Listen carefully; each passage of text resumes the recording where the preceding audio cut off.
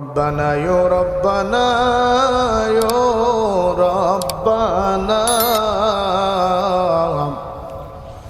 মাফ করে দাও জীবনের সব গুনাহ, কত গুনাহ করছি মাবুদ জীবনে,